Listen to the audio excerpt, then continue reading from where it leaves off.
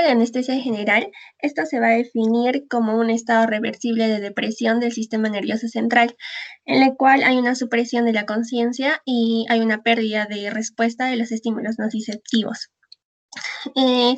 Cabe resaltar que los anestésicos generales tienen un bajo índice terapéutico y como nosotros sabemos, a mayor índice terapéutico es más inocuo el fármaco, pero en este caso estos anestésicos al tener un índice terapéutico bajo, la administración de estos tiene que ser muy cuidadoso.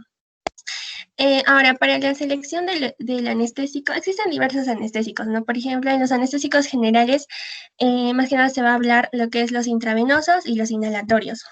Y para seleccionar qué tipo de anestésico vamos a administrar a un paciente, se necesitan de ciertas cosas. Por ejemplo, saber cuáles son las propiedades farmacocinéticas y los efectos secundarios de este fármaco, el tipo de procedimiento quirúrgico que se le va a realizar al paciente, el estado fisiológico y patológico del paciente y las condiciones médicas asociadas a cada paciente. Ahora, el fin de los anestésicos generales es llegar a un estado anestésico, que lo voy a explicar más adelante, pero eso va a comprender la analgesia, la amnesia, la inmovilidad, la inconsciencia. Pero generalmente un solo fármaco no va a cumplir con todas estas funciones. Es por eso que se va a usar la combinación de varios fármacos durante las diferentes fases de la anestesia. A menos que sea un procedimiento atópico o menos riesgoso, ahí sí. Ahora, acerca de los objetivos generales, bueno, la administración de estos anestésicos va a tener 3 objetivos generales. Uno es que se debe minimizar posibles efectos nocivos que puede tener este fármaco, mantener la homeostasis fisiológica y mejorar los resultados postoperatorios. Pásalo, Guille. Ya, aquí está lo que les decía. O sea, el fin de todos los anestésicos generales es llegar a este estado, que va a comprender la analgesia, la amnesia, la inmovilidad en la respuesta a la estimulación nociva, inconsciencia y la atenuación de las respuestas autonómicas a la estimulación nociva. Bueno, la analgesia va a ser la pérdida, la modulación y la percepción del dolor. Referente a la amnesia, ya, esto va a tener, esto va a actuar más que nada en el hipocampo, la amígdala, la corteza prefrontal, las cortezas sensoriales y motoras. Ay, se ha parado, ya. Bueno, cuando hablamos de la amnesia... y tratan que la amnesia sea antetóraga, o sea, para adelante, no retrógrada. Porque normalmente apenas te pongo el medicamento, trato que tú no te acuerdes durante tu acto operatorio, no que no te acuerdes antes que te operen. Pues eso es antetóraga, para adelante. La amnesia, lo que se va a tratar acá es que sea anterograda, para que no recuerdes el proceso quirúrgico en sí. Sí. Ya. Otro es la inmovilidad. Bueno, esto más que nada es a nivel espinal, en las motoneuronas del acto ventral y las aferencias sensoriales y primarias. Esta inmovilidad es algo que se puede medir fácilmente durante el proceso quirúrgico. Y eso se va a lograr mediante la potencia que se va a medir con el MAC, que es la concentración alveolar mínima. Pero esto es más que nada para los fármacos inhalatorios, ya que ellos van a definir como que un MAC, o sea, va a ser la presión parcial del anestésico inhalatorio en los alvéolos de los pulmones, en el cual la mitad de la población de pacientes va a permanecer inmóvil al momento de que se inicia la incisión quirúrgica. Entonces, ya, esto es referente a la inmovilidad. Ahora, otro es la inconsciencia. Esto ocurre en la... ¿Salió positivo? ¿Cuál ha salido positivo en COVID? Octubre, noviembre, ya pasó ya pasó. Ella es la que va a entrar ahorita. Embarazo sector, no, ¿cesárea? Sí. Ya. Sí, disculpa, doctora. Ya, referente a la inconsciencia, bueno, estos van a avalar la conciencia en los lugares en lugares que son responsables de la formación de la conciencia humana, ¿no? Y ahí está la corteza cerebral, el cálamo, el sistema de la activación reticular. Ya, y otro más que es el estado, que comprende el estado anestésico es la atenuación de las respuestas autonómicas a la estimulación nociva, ¿no? Bueno, en este caso sería la incisión quirúrgica, no va a haber una respuesta a esto. o sea, el fin es llegar a todo esto, pero no se va a lograr con un solo fármaco, sino que se va a poner los fármacos en las diferentes fases, ¿no? En la inducción, en el mantenimiento, que lo voy a hablar más adelante. La siguiente, por favor. Ya, acá están acerca de las etapas. Las etapas de la anestesia van a comprender 3: la inducción, el mantenimiento y la recuperación.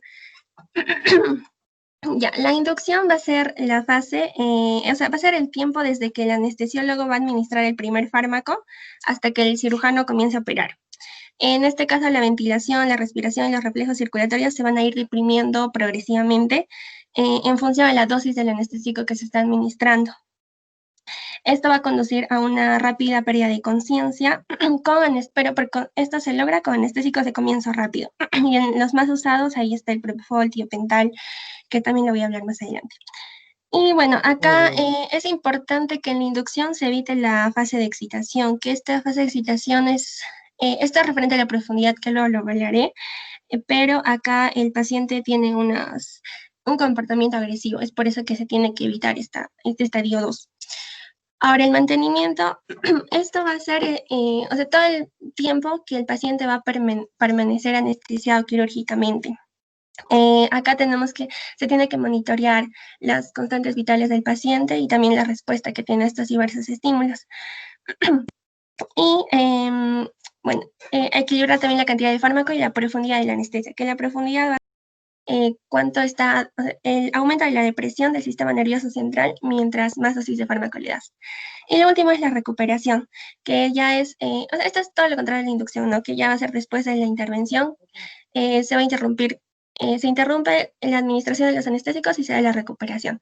Y se va a monitorizar el retorno de la conciencia. Generalmente esta recuperación se da cuando, o sea, el fármaco va a llegar al encéfalo y luego se va a redistribuir. Al momento de la redistribución, generalmente se da la recuperación. La siguiente, por favor. Aquí está lo de la profundidad con los estadios. Como les dije, la profundidad va a ser el aumento de la depresión del sistema nervioso central mientras más anestésicos le estás dando al paciente. Y se divide en 4 estadios: la analgesia, la excitación, la anestesia quirúrgica y la parálisis vulvar. El estadio 1, que es la analgesia, ahí hay una pérdida de la sensación dolorosa, que se va a producir por la interferencia de la transmisión sensitiva en el tracto espinotalámico. Aquí el paciente está consciente y puede conversar, pero a medida que ya se va acercando a la fase 2, al estadio 2, que es la excitación, ahí ya se va a producir la amnesia y también va a haber una disminución en la percepción del dolor. El estadio 2, que es la excitación, aquí esta fase es la que les dije que en la fase de inducción se tiene que evitar, porque acá va a aparecer el delirio y la conducta violenta y combativa del paciente. Aquí se aumenta la presión arterial, se va a volver irregular. También puede haber un aumento de la frecuencia respiratoria. Y bueno, como les dije, se debe evitar, y uno de los fármacos que se evita esto es el tiopental, porque el tiopental tiene una acción muy corta. El tercer estadio es la anestesia quirúrgica. Bueno, en este estadio la respiración es regular y se alcanza la relajación muscular. Aquí los reflejos oculares van a disminuir hasta que queden totalmente fijas. Y bueno, acá en este estadio se lleva a cabo la intervención, ¿no? Y se requiere una vigilancia muy cuidadosa para prevenir que se llegue al estadio 4, que es la parálisis vulvar, donde acá ya hay una profunda depresión de todos los centros respiratorios y vasomotores. Y esto puede producir rápidamente la muerte, a menos que se tomen medidas para mantener tanto la respiración como la circulación. La siguiente, por favor. Ya, ahora, los mecanismos de acción de los anestésicos generales, bueno, en el sistema nervioso central vamos a tener varios neurotransmisores y van a ser excitatorios o inhibitorios. Por ejemplo, dentro de los excitatorios está la acetilcolina, el glutamato, el aspartato, y dentro de los inhibitorios más que nada está la GABA y la glicina. Entonces, cuando nosotros queremos deprimir al sistema nervioso central, tenemos que o bien potenciar esta inhibición o disminuir la excitación. En la figura A podemos ver que acá se va a potenciar la inhibición, porque se está liberando el neurotransmisor, la GABA o la glicina, y al momento de que el anestésico se une, o sea, va a potenciar, va a entrar más cloro y va a salir más potasio y ahí va a haber una hiperpolarización. Estás potenciando el efecto inhibitorio. En cambio, en el lado B, aquí estamos disminuyendo el potencial excitatorio. Por ejemplo, aquí tenemos al glutamato o la acetilcolina. Entonces, acá va a haber una disminución de la despolarización. O sea, se está disminuyendo. La siguiente, por favor. Ya. Ahora acerca de los anestésicos, vamos a empezar. Como les dije, los anestésicos generales se dividen en parenterales, que generalmente son endovenosos, pero unos que otros pueden ser también intramusculares, que lo voy a explicar, y los inhalatorios. Vamos a empezar por los parenterales. Estos son más utilizados en la anestesia de los adultos, en la inducción, pero en la primera fase, en la inducción de los adultos. Pero algunos fármacos también van a servir para el mantenimiento. O sea, esto está por verse, depende de cada fármaco. Y esto va a ocurrir desde el lapso de, o sea, desde el que se le administra hasta que el fármaco llega al sitio al encéfalo, ¿no? Tiene una alta lipofilia, por eso es que va a pasar la barrera hematocefálica de manera rápida y va a haber una perfusión alta en el cerebro y en la médula espinal. Y esto generaría un inicio rápido y una corta duración después de única dosis en bolo. Cuando digo en bolo es que se debe administrar el medicamento a una velocidad rápida. En cambio, cuando digo administración por infusión, quiere decir administrar el medicamento, pero por un periodo prolongado. Y bueno, esto llega al encéfalo y luego se va a redistribuir. Cuando se redistribuye ya estamos en la fase de recuperación. Es donde se va a ir a los tejidos menos irrigados. Y bueno, finalmente al último se va a acumular en el tejido graso, que estos también son hidrófobos y al final va a llegar acá y se va a acumular. Ahora, ya bueno, acá están las fases, ¿no? Lo que les decía en la inducción, o sea, le inyectas una inyección intravenosa directa y esto va a entrar a la sangre, un porcentaje se une a las proteínas plasmáticas, el resto libre, lo que ya habíamos visto en farmacocinética. Luego llega a los tejidos más irrigados y uno de ellos es el encéfalo. Llega ahí y hace su acción. Después, en la recuperación, que sería lo contrario a la inducción, ahí es cuando el fármaco va a iniciar la redistribución. O sea, se va a ir, lo que les decía, se va a difundir en los tejidos menos irrigados. Por ejemplo, los músculos, las vísceras, pero va a ir a un ritmo más lento en el tejido adiposo, en el tejido graso, porque como les dije, es hidrófobo, pero es menos irrigado. Y ya bueno, la terminación de la anestesia después de administrar todos estos anestésicos se va a deber más a la redistribución que a su metabolismo, porque el metabolismo va a seguir después, pero la redistribución ya se dio. Es por eso que ya se está iniciando la fase de recuperación. Y bueno, acá también hay que tener cuidado con esto de la disminución del gasto cardíaco, porque, por ejemplo, en pacientes en los cuales su gasto cardíaco está disminuido, ya sean los cardiópatas, los ancianos, los pacientes en shock, el organismo va a desviar una mayor proporción de gasto cardíaco al encéfalo, porque tiene que haber más irrigación ahí en la circulación encefálica. Entonces, nosotros al administrar un anestésico a estos pacientes, va a llegar más dosis al encéfalo, va a llegar más rápido al encéfalo, y por eso es que a estos pacientes se les debe reducir la dosis. Siguiente, por favor. Ya, dentro de los anestésicos está el propofol, el etomediato, ketamina, tiopental y metoxital, que lo voy a explicar uno por uno. El siguiente, por favor. Empezando por el propofol y el fosfoprofol. Bueno, el propofol es un sedante y es un hipnótico, pero no es analgésico. Por eso es que se necesita de se administra con un analgésico para que tenga también la analgesia. Bueno, esto se usa para la inducción y también para el mantenimiento. Y esto va a estar a una emulsión al 1%. Es por eso que al inyectarse va a tener un dolor, justamente porque está en emulsión. Y respecto a la farmacocinética, esto va a comenzar, tiene un comienzo suave y se va a producir 40 segundos después de la administración. Como les dije, se va al encéfalo y luego ocurre la redistribución. Y luego ya ocurre la metabolización en el hígado, que ya son a metabolitos menos activos. Esto va a actuar más que nada, va a ser consecuencia de la interacción con un sitio alostérico para anestésicos generales en el receptor GABA. Como les dije, va a potenciar los neurotransmisores, el neurotransmisor GABA. Y así se potencia la inhibición. Y así hace que haya mayor entrada de cloro y haya mayor hiperpolarización. El uso clínico, bueno, la dosis de inducción en un adulto sano es de 2 a 2,5 miligramos por kilogramo. Y bueno, esto se usa más que nada para procedimientos quirúrgicos y exploraciones dolorosas breves en pacientes ambulatorios. También para una cirugía oftálmica, para sedación en anestesia regional y en unidades de cuidados intensivos. Las acciones que va a tener este propofol es en el sistema nervioso central, o lo va a deprimir porque es un anestésico, pero en ocasiones se va a observar efectos excitatorios, como por ejemplo los movimientos espontáneos o los espasmos durante la inducción de la anestesia.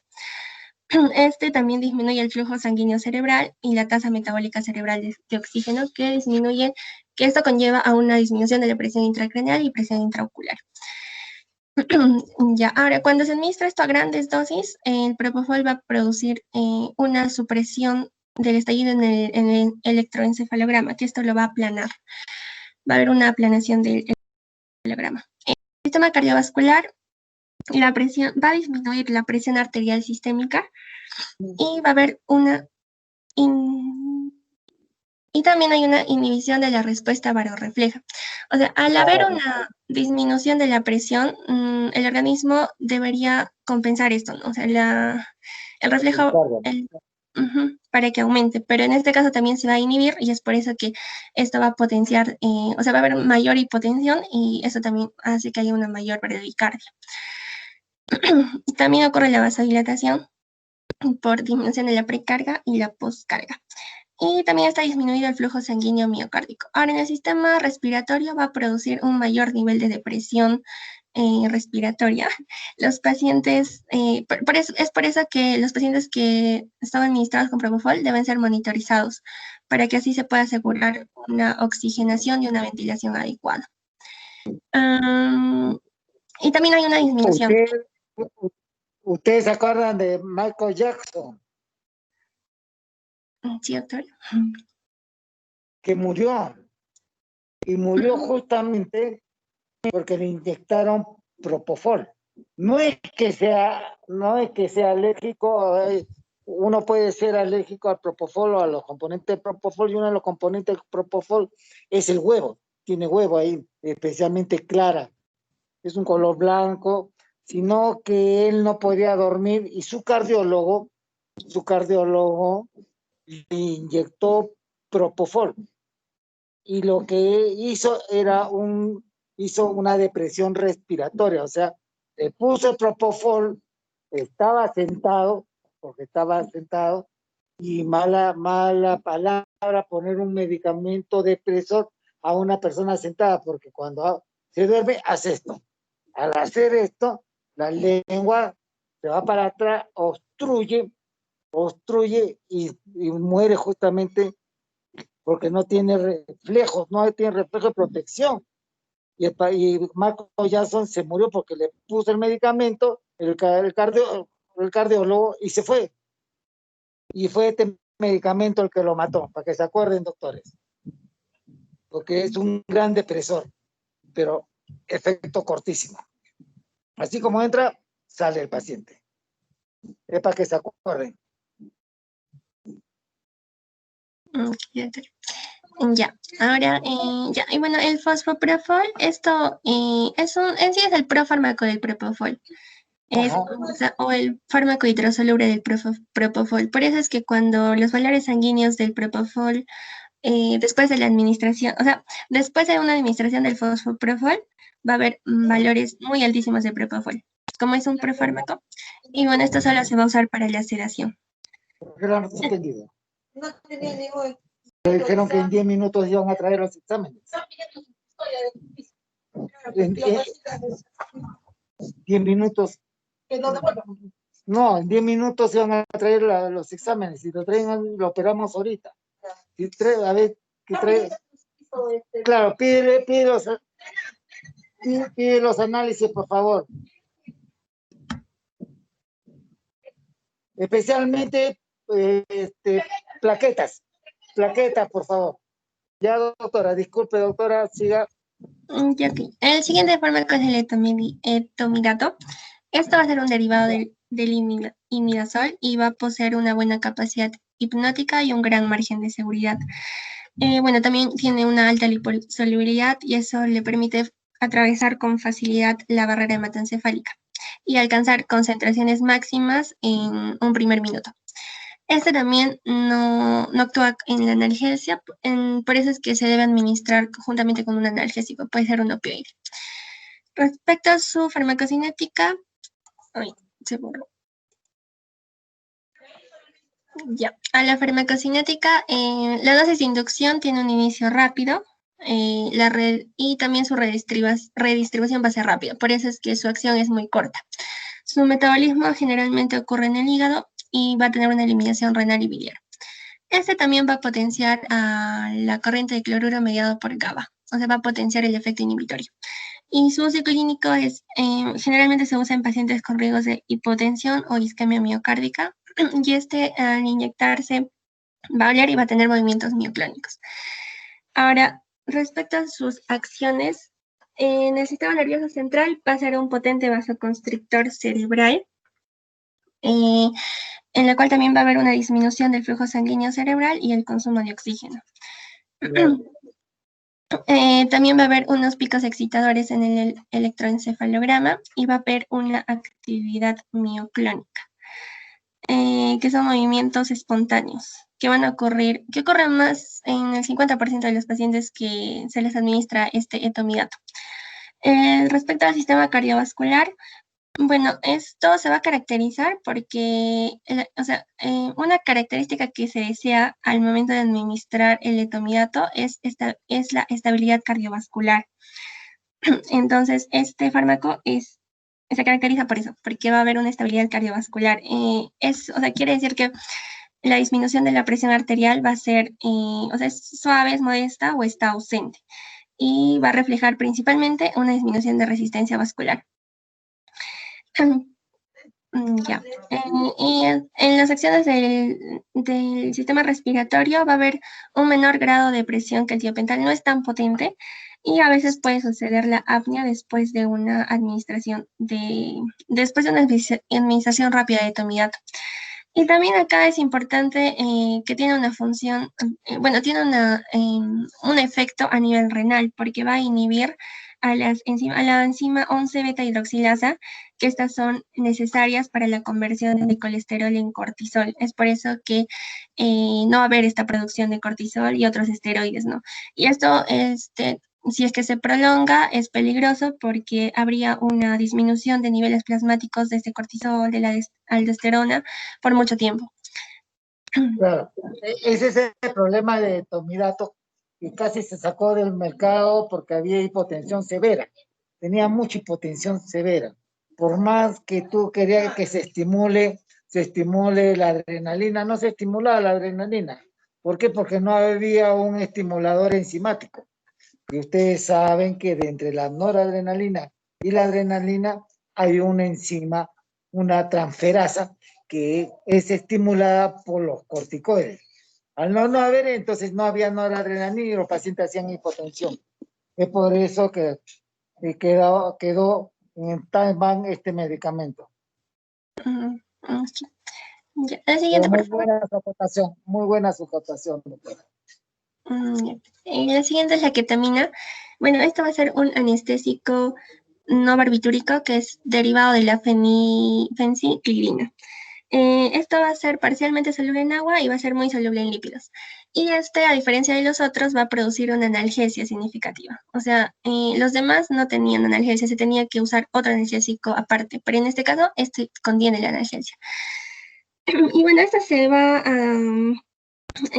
también se caracteriza porque va a producir una analgesia, va a producir un estado cataléptico, que eso se llama la anestesia disociativa, que eso es cuando el paciente llega a un estado hipnótico en el cual la analgesia es muy intensa. Y bueno, no va a haber una falta de respuesta a las órdenes, también llega a una amnesia, pero puede tener los ojos abiertos, puede ser que pase eso, o también las extremidades pueden se están moviendo involuntariamente. Ya, pero en sí, es la sedación, la amnesia, lo que va a producir este. Y se puede administrar vía intravenosa, pero también puede ser vía intramuscular, oral o rectal. Su mecanismo de acción de este es porque va a haber una inhibición del complejo receptor N-metil de aspartato. O sea, acá ya no estás potenciando la inhibición, sino estás disminuyendo la excitación. Exacto.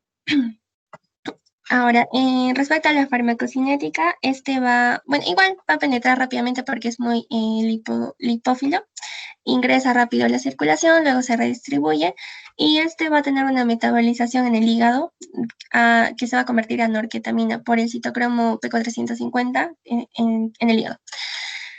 Luego se va a hidroxilar y luego finalmente se excreta. Se usa para pacientes con asma, ya que va a ser un potente broncodilatador y siguiendo procedimientos cortos y dolorosos. La inducción de la anestesia se va a lograr, una inducción se puede lograr solo con la ketamina, ya que también va a tener la analgesia, como les dije. Y se administra 1 a 2 miligramos por kilogramo por vía intravenosa o 4 a 6 miligramos por kilogramo por vía intramuscular. Ahora, sus acciones, en el sistema nervioso central va a haber una analgesia profunda, como le dije, esto es lo que lo diferencia de los otros.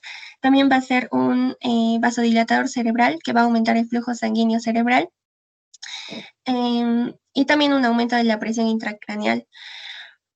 Ahora, a diferencia de los otros, la ketamina se va a considerar también un anticonvulsivo y también puede recomendarse para el tratamiento de las epilepsias, pero hay otros mejores, pero también se considera eso. Claro. Y bueno, esto no es tan, no lo usan mucho, bueno, porque tiene reacciones desagradables después de la administración. O sea, después de esto puede generar alucinaciones, sueños vívidos y coloridos en los pacientes. Sueños oníricos, hay hipertensión, normalmente puede aumentar las presiones intracerebrales, por eso que ya casi no se usa para los niños muy bien, siempre asociado a un depresor, o sea, a una benzodiazepina, ¿no? Ya sea propofol, ya sea midazolam. ¿Por qué? Porque este es muy disociativo. El paciente se excita y se excita, entonces quiere decir que no lo puede dar a un paciente psiquiátrico, ¿no? Por eso que tienen que tener cuidado con este fármaco. Ya. Bueno, como le dijo el doctor, en el sistema cardiovascular va a aumentar la presión arterial sistémica, la frecuencia, el gasto cardíaco, también el trabajo cardíaco y el consumo de oxígeno en miocárdico. Y bueno, esto es importante por sus efectos a nivel respiratorio, porque va a ser, como les dije, potente broncodilatador, por eso es que se usa para los pacientes con asma. Ajá. Y bueno, pero en este caso... Acuérdense que yo les puedo preguntar, este fármaco, ¿por qué aumenta presión? Porque inhibe, escuchen bien, inhibe la recaptación de noradrenalina o adrenalina también. Acuérdense cuáles son los fármacos que actúan inhibiendo la recaptación de los neurotransmisores. Habíamos dicho que es la ketamina, fenoxibenzamina, antidepresivos tricíclicos, ¿no? Entonces, mucho cuidado, y la cocaína. Entonces, quiere decir que estos 4 fármacos producen aumento de presión justamente por recaptación. Uno de los efectos de aparte que actúa justamente inhibiendo el N-metil de aspartato, que ustedes ven, es una M, una N, una M, una D, es N-metil de aspartato. Normalmente aumenta presión por recaptación, inhibe recaptación. Mucho cuidado, esa pregunta es clásica. Pásalo, por favor.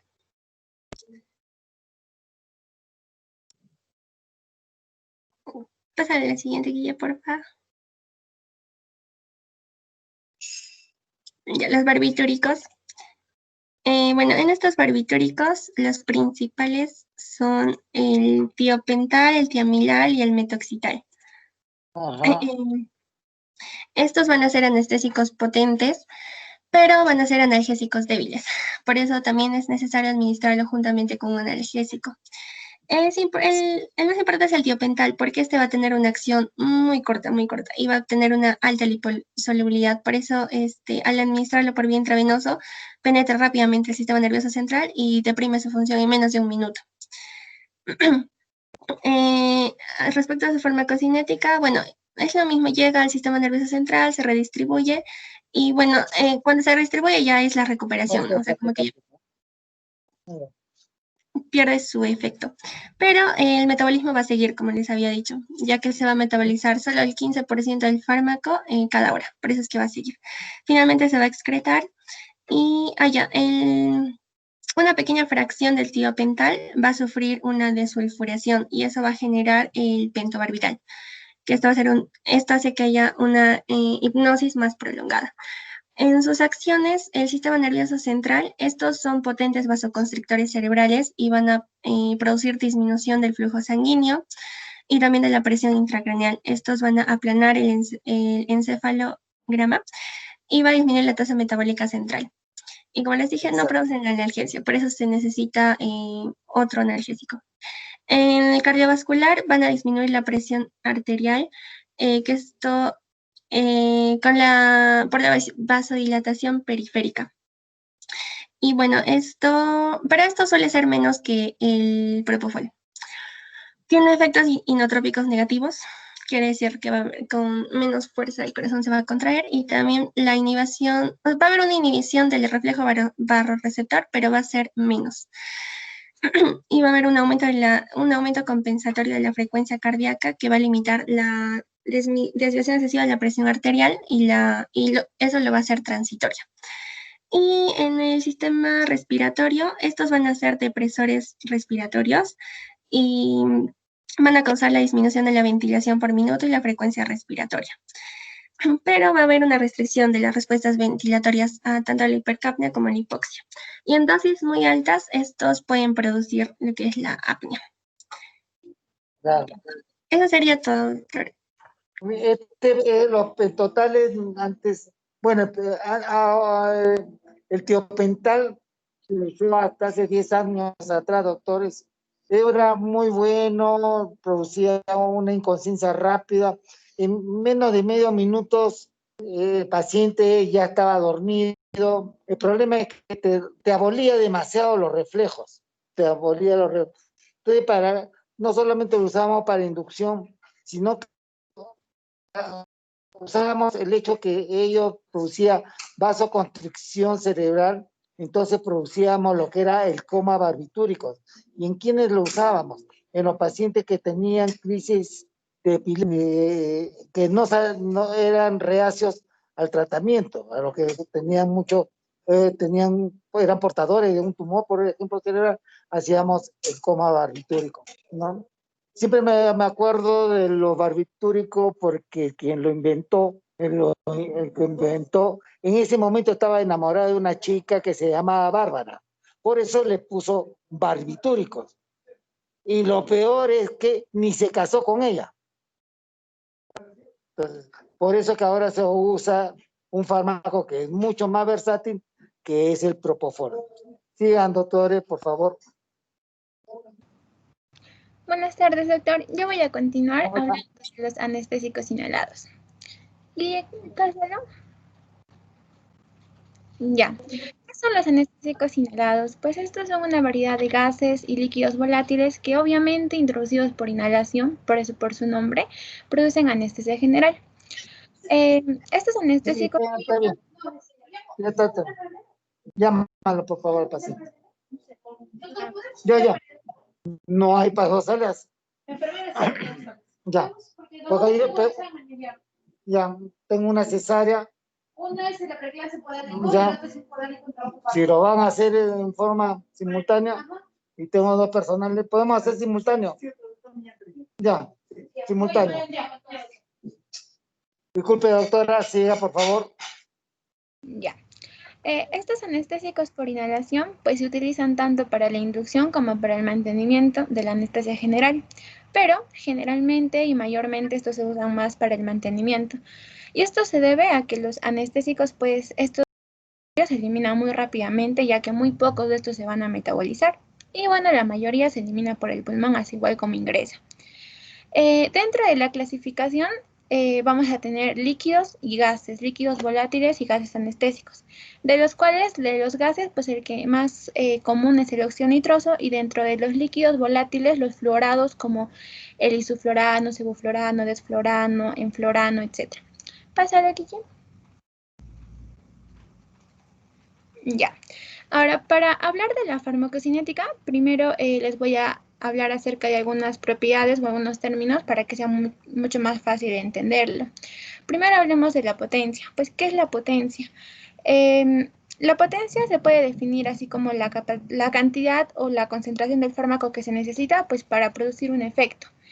Así pues, si por ejemplo hacemos una comparación entre dos fármacos que producen respuestas equivalentes, pues el fármaco que necesita menor concentración, básicamente se podría decir que es más potente que otro. Entonces, cuando nos referimos pero a anestésicos inhalados, vamos a hablar de la concentración alveolar mínima. Esta concentración alveolar mínima es un parámetro para que mida la potencia. Entonces, como ya mi compañera también lo dijo, la concentración alveolar mínima se va a definir como la concentración que necesita el anestésico inhalado, a la cual el 50% de las personas no se mueven en respuesta a un estímulo. Entonces, si nosotros a esta concentración alveolar mínima le damos un número a nivel numérico, podemos ver la imagen que está arriba, en donde dice isoflorano 1.2, sevoflorano 2, 2%, desflorano 6%. Podemos hacer algunas comparaciones, como por ejemplo, podemos decir que a menor concentración alveolar mínima, los anestésicos son más potentes, y obviamente para mayor CAM, pues menos potencia. Entonces, esto es importante porque básicamente, como dije, la concentración alveolar mínima lo que me mide es la potencia del fármaco, o sea, la cantidad de concentración que yo voy a necesitar pues para que haga el efecto. Ahora, también existen factores que van a aumentar o que van a disminuir esta concentración alveolar mínima. Por ejemplo, dentro de los factores que aumentan o hacen al paciente más resistente, pues estaría la hipertermia, el alcoholismo crónico, la cocaína, la hipernatremia. Y dentro de los factores que disminuyen esto o que hacen al paciente más susceptible, pues la hiponatremia, el embarazo, la mayor edad. Esto quiere decir que, por ejemplo, en pacientes mayores adultos mayores, pues se requiere una concentración alveolar mínima como que más reducida en comparación a un niño.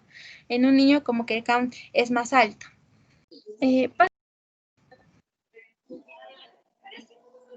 La solubilidad del gas anestésico. La solubilidad se puede definir como la afinidad que tiene un gas por un medio, ya sea la sangre o algún otro tejido.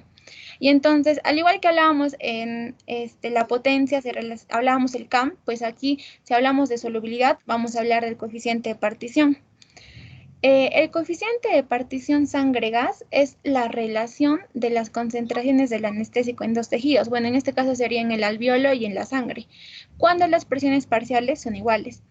Para entender mejor este concepto, podríamos recordar, ¿no?, que cuando tenemos al alveolo y a un capilar, pues el alveolo, el oxígeno fluye o difunde del alveolo a la sangre, ¿verdad? Y esto lo hace por una diferencia de presiones que existe, que lo voy a explicar también más adelante. Pero esta difusión de oxígeno que se da, pues se va a dar por la diferencia de presiones que existe y va a difundir hasta que estas presiones parciales sean iguales. Y eso es el coeficiente de partición, la relación de las concentraciones que existen en estos dos tejidos cuando estas presiones parciales son iguales. Este coeficiente de partición sangre-gas es un indicador de la solubilidad del anestésico en sangre. Y este indicador de solubilidad es importante porque esto se va a relacionar mucho con la velocidad de inducción de la anestesia. Y no solo con la velocidad, sino también se va a relacionar mucho con la recuperación de la anestesia. Por ejemplo, vemos en la imagen que dice isoflorano 1.4, sevoflorano 0.65, esos son a nivel numérico, ¿no? Y podemos decir que a mayor coeficiente de partición, más soluble es el anestésico. Entonces, a nosotros nos va a convenir que el fármaco sea menos soluble, porque cuando se difunda de los alveolos a la sangre, pues como es poco soluble, poco anestésico se va a disolver en la sangre. Y por lo tanto, llegar al equilibrio va a ser mucho más rápido, va a ser sin demora. Es por ello de que a menor solubilidad, pues la velocidad de inducción va a ser más rápida. Es por ello que ahí dice, cuando un fármaco tiene un coeficiente de partición bajo, o sea que es poco soluble, pues la velocidad de inducción va a ser más rápida. Entonces, ya, finalmente, para recalcar, no debemos confundir la velocidad de inducción, que va a ser la rapidez de acción del anestésico, con la potencia, que va a ser la cantidad de fármaco que vamos a necesitar para ejercer la acción. Ahora, estas propiedades son importantes para básicamente saber las relaciones que existen entre solubilidad y potencia. Pásalo, Guille.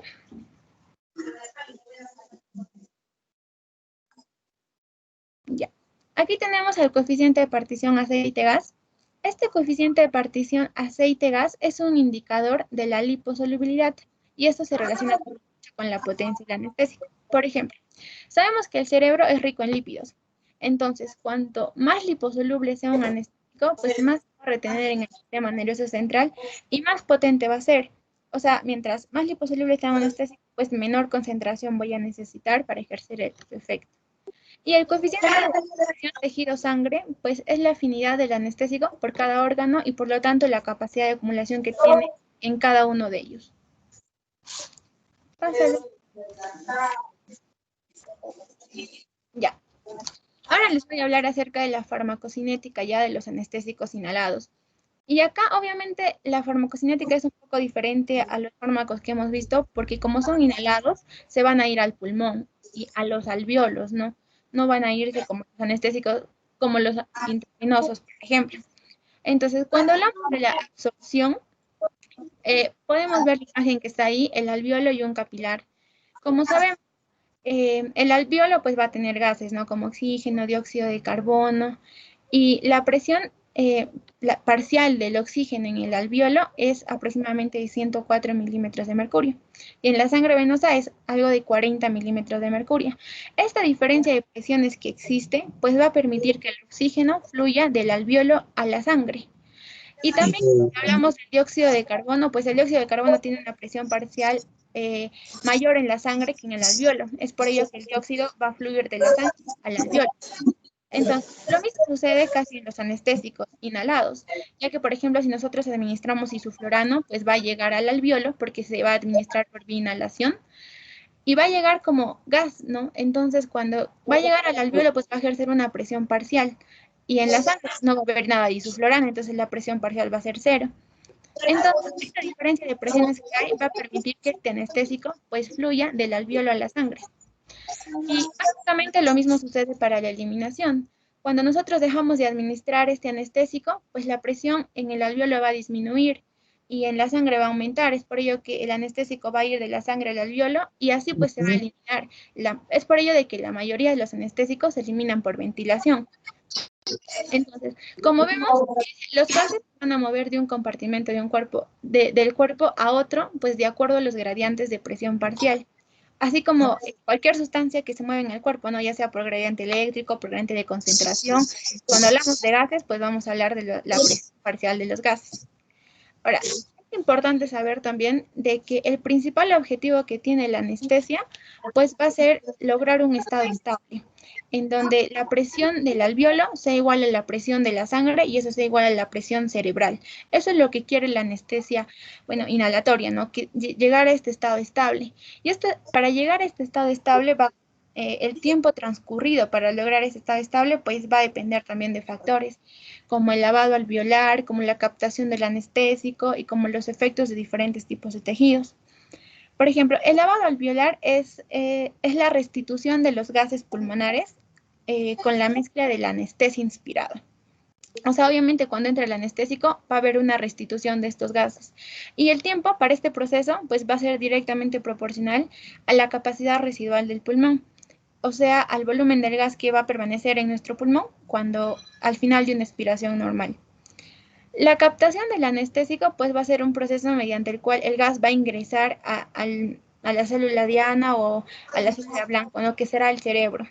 Entonces, esta captación va a depender también de algunos factores como la solubilidad, como el gasto cardíaco, como el gradiente de presión alveolar. Como ya hemos visto, la solubilidad en sangre pues se va a relacionar mucho con la velocidad, ¿no? Si es poco soluble, pues más rápido es la velocidad de inducción. Ahora, si hablamos del gasto cardíaco, pues aquí es como que algo inverso. Nosotros podemos pensar de que a mayor gasto cardíaco, pues mejor absorción y mejor dosis va a llegar al cerebro. Pero yo leí que cuando hablamos de anestésicos inhalados, esto es inversamente, porque pues el cerebro va a tener como un umbral de concentración de fármaco requerido para alterar esta actividad neuronal, para ejercer el efecto. Entonces, cuando ya aumenta el gasto cardíaco, todo este anestésico que se ha absorbido, pues no va a entrar al cerebro por este umbral que existe. Y por lo tanto, este gasto cardíaco alto, al contrario, me puede provocar una distribución periférica de este anestésico, o sea, se va a ir a otros órganos y no va a ser como que va a entrar todo al cerebro. Es por ello de que se dice que es inversamente proporcional.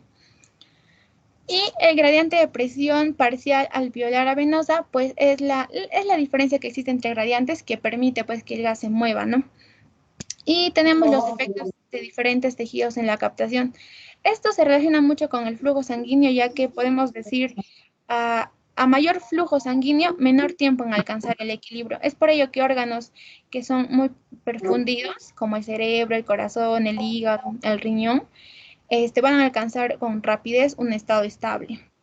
Pero también aquí es importante recalcar a los órganos que almacenan estos anestésicos, pues, porque aquí es algo inversamente. Por ejemplo, en la grasa, como es un tejido mal perfundido y tiene una gran capacidad de almacenamiento, pues esta mala perfusión y esta alta capacidad de almacenamiento, pues va a prolongar el tiempo para llegar a este estado estable, ¿no? Entonces, todos estos factores, básicamente lo que hacen es, como quien dice, determinar este tiempo para llegar al estado estable.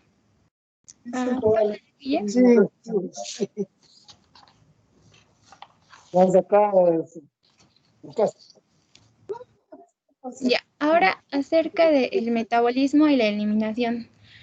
Pues actualmente la mayoría de anestésicos modernos se van a eliminar por ventilación, como ya lo dije, y solamente un pequeño grado de estos se va a metabolizar.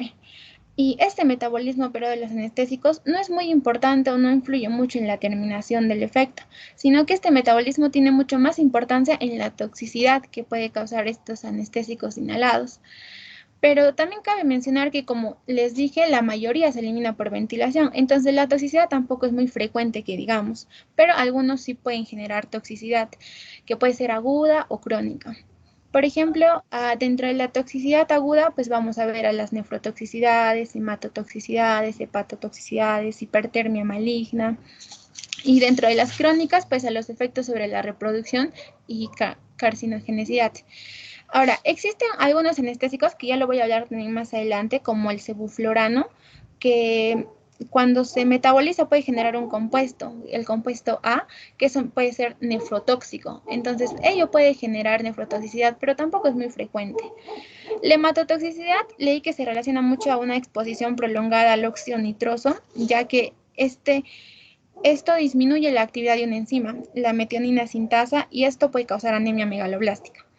Luego, la hepatotoxicidad, pues la más conocida es la hepatitis por el alotano, ¿no? O la hepatitis, la que causa el alotano, que también lo voy a hablar más adelante, pero es la más común y es porque el alotano es un anestésico que que tiene un mayor al 40% de metabolismo hepático. Entonces, es por ello de que puede causar esta toxicidad, pero también vi que no es tan frecuente, ¿no? Pero es el que más como que sobresale de todas estas toxicidades que pueden ocasionar los anestésicos. Luego, la hipertermia maligna, pues es un trastorno genético hereditario, o sea que se da en personas susceptibles a estos anestésicos volátiles. Y esta hipertermia pues se caracteriza porque hay rigidez muscular, taquicardia, acidosis metabólica, etc. Y es importante porque puede causar mortalidad en los pacientes. Ahora, el restablecimiento de la anestesia, pues es la recuperación de la anestesia. Y como ya lo mencioné, esto va a depender mucho del coeficiente de partición sangre-gas. Como lo vimos, este coeficiente de partición interviene mucho en la velocidad de inducción y en el restablecimiento de la anestesia.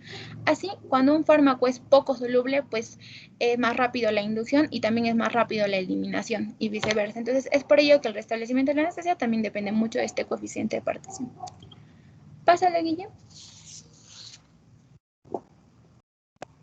Ya, aquí tenemos un cuadro en donde nos muestra las propiedades farmacológicas de los anestésicos, como su coeficiente de partición, su CAM o su MAC, su metabolismo, y básicamente todos ellos nos dan información, ¿no? Por ejemplo, el más resaltante es el alotano, que tiene un metabolismo mayor al 40%, pero si podemos observar también los otros valores, pues la mayoría de estos anestésicos se metabolizan muy poco. Es por ello que la toxicidad tampoco es muy frecuente.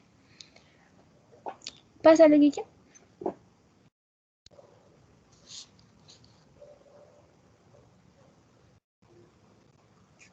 Ya. Ya, la farmacodinámica. Ahora, estos anestésicos, al igual que ya mi compañera lo mencionó, pues los anestésicos van a actuar en los receptores GABA, ¿no? Entonces, como vemos la imagen, sin anestésico, pues el GABA, normalmente lo que hace el GABA es abrir el canal de ion cloro para que el cloro entre y pues realice hiperpolarización de la célula. Pero cuando existen concentraciones efectivamente clínicas, estos anestésicos van a aumentar la sensibilidad de estos receptores GABA para permitir pues el flujo de cloro y estos que me causen una hiperpolarización. Pero esta hiperpolarización que me causa cuando se estimula, pues se caracteriza porque para la despolarización se hace muy difícil y eso es lo que me reduce, lo que me lleva a una reducción de la excitabilidad neuronal. Pero no todos los anestésicos actúan a este nivel de receptores GABA, sino también leí que el óxido nitroso, por ejemplo, actúa a nivel inhibe el receptor N-metil de aspartato, que bueno, ese es el receptor del glutamato. Y como también mi compañera lo mencionó, el glutamato es un neurotransmisor excitatorio y lo que nosotros queremos es inhibir estos neurotransmisores excitatorios. Y también algunos anestésicos pueden actuar a nivel de los receptores inhibitorios de glicina. Y estos se encuentran mucho en las neuronas motoras espinales. Pásalo, Guille. Ya, entonces, ¿cuáles son los anestésicos inhalados? Pues existe una variedad de anestésicos inhalados como el isoflurano, el isoflurano, el sevoflurano, el enflurano, o sea, una variedad de anestésicos inhalados. Pero yo me voy a basar en los anestésicos que se encuentran en el petitorio, como por ejemplo el alotano, el isoflurano, el óxido nitroso y el sevoflurano. Entonces, de los cuales ahí está la presentación. El alotano viene en 250 mililitros, el isoflurano en 100 mililitros, el óxido nitroso pues es un gas, el sevoflurano viene en 250 mililitros. Pásalo, Guilla. Ya, entonces tenemos al isoflurano. El isoflurano es un líquido volátil a temperatura ambiente que es uno de los anestésicos que más se usa a nivel mundial. Este isoflurano mayormente se usa para el mantenimiento de la anestesia y esto se debe a que tiene un olor fuerte. Ahora, tiene una concentración alveolar mínima aproximadamente de 1.4, aunque esto puede variar, también lo dije por los factores que se dan, pero esto, más o menos, este MAC me quiere decir que es un anestésico potente. O sea, a diferencia, por ejemplo, del óxido nitroso, que tiene un MAC de 105, y el óxido nitroso, pues, es un anestésico con baja potencia, ¿no? El isoflurano tiene una mayor solubilidad que otros anestésicos, por ello es que tarda en alcanzar el equilibrio. Y se dice que es menos ideal para procesos cortos. Pero esto va a depender mucho de la comparación con el anestésico que le hagas. Por ejemplo, obviamente el isoflurano tiene mayor solubilidad que el desflurano, por ejemplo, que el óxido nitroso, pero existen anestésicos que tienen mayor solubilidad que este isoflurano. Entonces va a depender mucho de la comparación con la que le hagas, pero generalmente leí que el isoflurano sí también tiene una velocidad de inducción rápida, o sea, no es lenta. Y este se caracteriza porque tiene un metabolismo menor al 2%, es por ello de que, bueno, no se han escuchado casos de toxicidad, ¿no? Por isoflurano. Dentro de los efectos, bueno, la mayoría de anestésicos tienen los mismos efectos secundarios, solo varían en algunas cosas. Por ejemplo, el isoflurano disminuye la presión arterial, obviamente va a ser hipotensión y vasodilatación. Y este aumenta la frecuencia cardíaca ligeramente, pero puede llegar también a causar taquicardia, es algo que lo diferencia de otros anestésicos. A nivel respiratorio, deprime la respuesta ventilatoria, es un broncodilatador, provoca irritación de las vías respiratorias, con lo que puede llevar a tos y a laringoespasmo.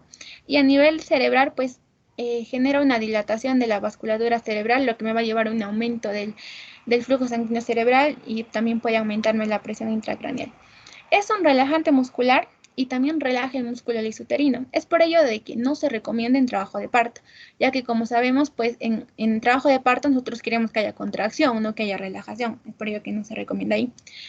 Y a nivel renal, pues reduce el flujo sanguíneo y también reduce la filtración glomerular.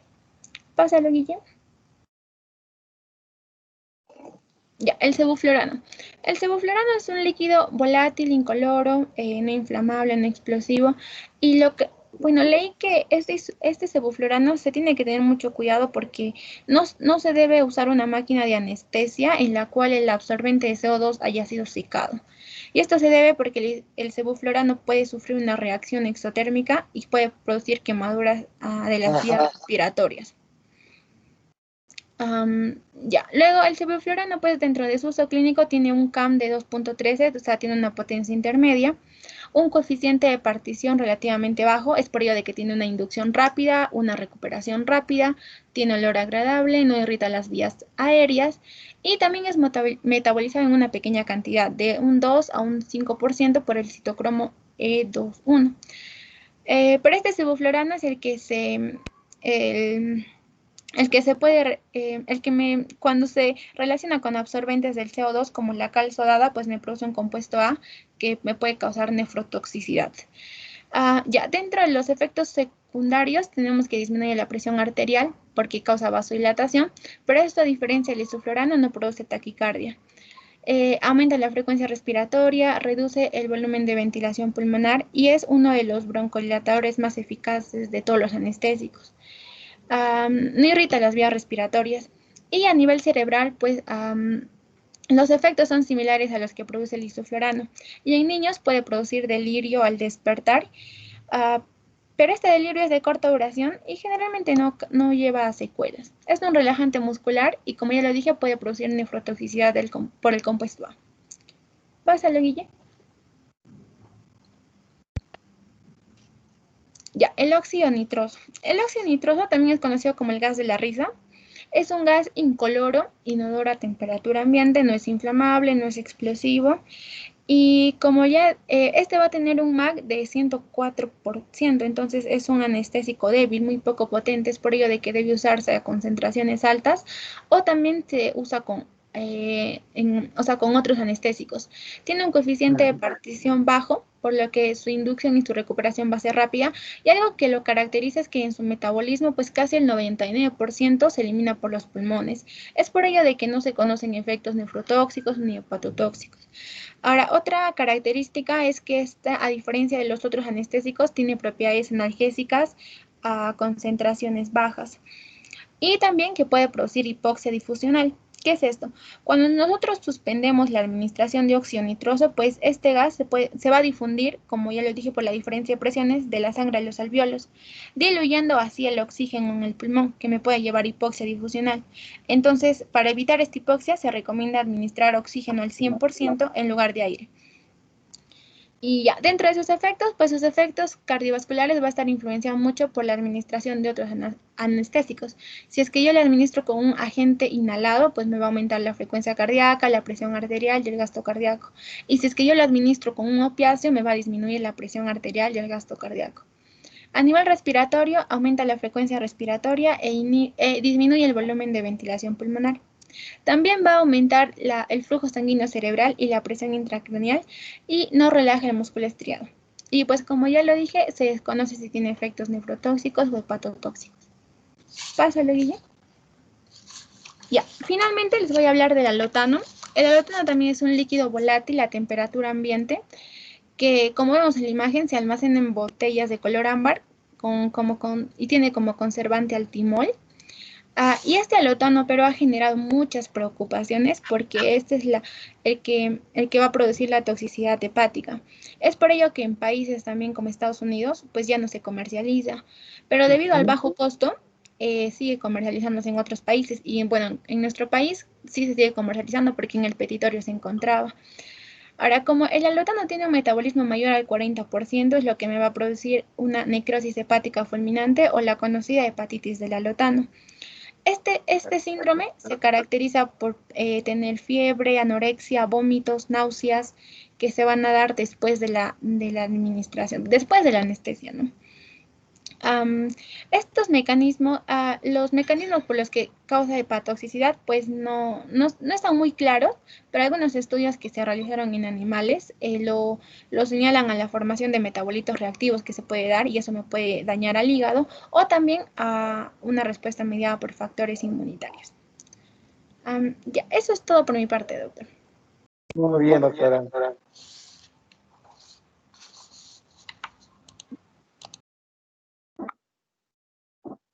Buenas tardes, doctor. Ahora vamos a pasar Hola, a hablar doctora. acerca de los anestésicos locales.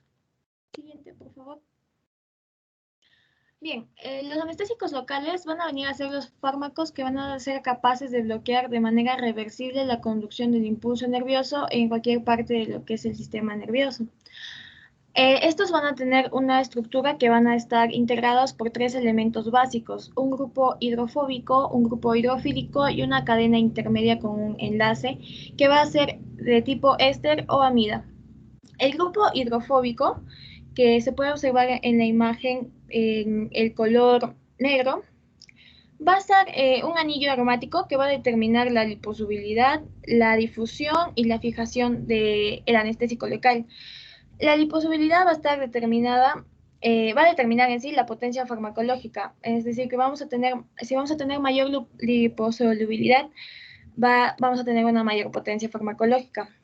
En el caso del grupo hidrofílico, que se observa en color rojo, esto de aquí va a ser una amina secundaria o una amina terciaria en la mayoría de los casos. Este de aquí va a modular la hidrosolubilidad y por tanto la difusión sanguínea e ionización del fármaco en sí. Ahora, la cadena intermedia va a regular en sí la velocidad de metabolización, la duración y tanto la toxicidad, dependiendo de que este sea de tipo éster o amida. Siguiente, por favor. Ahora, los anestésicos locales se van a clasificar en base a su estructura. Es importante señalar en sí que estos fármacos van a ser bases débiles con un peso molecular comprendido entre los 220 y 280 daltons. Ahora, como les mencionaba, se va a clasificar en base a su estructura en anestésicos locales de tipo ésteres y los anestésicos locales de tipo amida. Los que van a ser anestésicos locales de tipo ésteres vamos a tener dentro de ellos a la procaína, la cloroprocaína y la tetracaína. Y dentro de lo que son los anestésicos locales de tipo amida, tenemos a la lidocaína, la prilocaína, la mevipacaína, la bupivacaína, la levobucaína, la etilocaína y la ropivacaína, entre los más importantes. Ahora, se van a determinar ciertas características en base a esta clasificación. Así vamos a tener que en el caso de los ésteres, por el mismo enlace que presenta, vamos a tener que se va a hidrolizar con una mayor rapidez que los anestésicos locales de tipo amida, que a diferencia de los ésteres van a tener mayor estabilidad físico-química y esto se va a dar por una combinación de los ácidos y las bases fuertes. Esto va a dar en sí una menor sensibilidad respecto a la luz y la temperatura en el caso de los fármacos de tipo amida. Asimismo, vamos a tener que esto también va a determinar la diferencia en la duración de su acción. Vamos a tener en sí que los ésteres van a tener en general, a excepción de la cloroprocaína, una menor duración de acción en relación con los fármacos de tipo amida, que van a tener una mayor duración. Asimismo, vamos a tener que, en general, estos fármacos van a tener un pK variable entre 7.5 y 9. Esto va a determinar que estén parcialmente ionizados a un pH fisiológico. Así va a ser importante para su mecanismo de acción, que va a estar pasando de una forma ionizada a una forma no ionizada, que les voy a explicar posteriormente cuando hablemos del mecanismo de acción. Siguiente, por favor.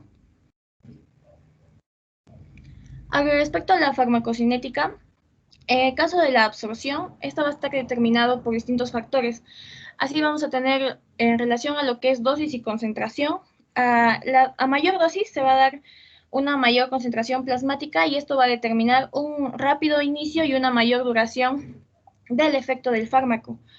En relación a la concentración, Esto va a ser, vamos a tener una concentración alta en el sitio de acción debido a que, como el mismo nombre lo menciona, se va a dar de una forma, se va a administrar de forma local. Y esto también se tiene que tener cuidado en relación a esto, puesto que se puede dar una acción neurotóxica directa, que, bueno, posteriormente se va a explicar también. Ahora, en relación a la vascularización, esto va a determinarse de acuerdo al lugar de aplicación. Vamos a tener mayores niveles plasmáticos tras una única dosis cuando se da una aplicación interpleural y vamos a tener, va a ir disminuyendo en relación a esto en el intercostal, caudal, paracervical, hasta la menor, que va a ser una suprarrenoidea. También va a estar determinado esta absorción por la presencia de un vasoconstrictor, que por este mismo hecho de que es un vasoconstrictor va a determinar una menor tasa de absorción del anestésico local. Asimismo, que va a tener un efecto de que va a ayudar a localizar este fármaco en el sitio que se quiere para tener la acción y va a permitir la eliminación del fármaco y con esto disminuir la toxicidad sistémica en sí. Ahora, respecto a la distribución, vamos a tener la forma unida a proteínas y la forma no ionizada. En la forma no ionizada, esta es importante, puesto que esta va a ser la que va a atravesar las membranas para que el fármaco pueda ingresar y realizar su acción. A la forma unida a proteínas, en sí, los anestésicos locales se van a fijar tanto a eritrocitos como a proteínas séricas, pero en el caso de los eritrocitos es una fijación poca en sí. Va a estar más relacionado a lo que son las proteínas séricas, a la AGA y a lo que es a la albúmina. La AGA, que es la alfa-1-glucoproteína ácida, es la que va a ser la más específica y la que se va a unir a lo que son los fármacos de tipo, sobre todo de tipo amida. Esta de aquí, esta proteína va a ser la que es más específica, pero que también se va a saturar rápidamente. Cuando esto sucede, los fármacos van a pasar a unirse a lo que es ya la albúmina, que va a ser insaturable, pero en realidad menos específica. Ahora, en relación al metabolismo, esto se va a diferenciar de acuerdo al tipo de local.